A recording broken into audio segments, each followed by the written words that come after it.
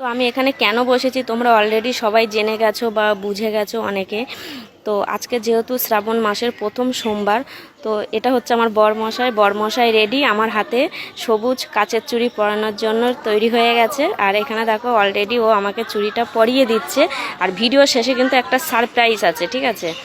তো যাই হোক, চলো, মোটামুটি ও আমাকে চুড়িগুলো পরিয়ে দিচ্ছে। আমি তো ভীষণ ভীষণ খুশি যে ওর কাছ থেকে এই প্রথম চুড়ি পরছি। আমি আগে কোনোদিন সবুজ চুড়ি পরিনি, এই ফার্স্ট টাইম আমি সবুজ চুড়ি পরছি, আর সেটাও হচ্ছে আমার বরমশাইয়ের হাত থেকে। আমি তো ভীষণ খুশি।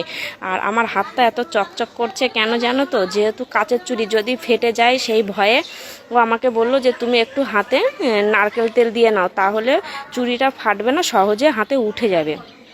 তো দেখো, মোটামুটি আমার চুড়িগুলো পুরোপুরি কমপ্লিট হয়ে গেছে। আর আমার হাতটা কেমন লাগছে একটু সবাই কমেন্ট করে বলবে। আমার কিন্তু খুব দারুণ লাগছে, সেই লাগছে আমার।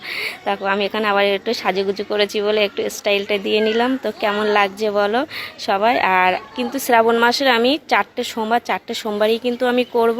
যারা যারা করছো অবশ্যই করবে। আর এই দেখো, তোমাদের দাদাভাই মানে আমার বর মশাইয়ের সাথে একটা ছোট্ট করে একটু পাপ্পি দিয়ে নিলাম, ঠিক আছে? তো ও একটু লজ্জা পাচ্ছিল, আমি ওটা দিয়ে দিলাম। তো সবাই ভালো থেকো, সুস্থ থেকো, টাটা।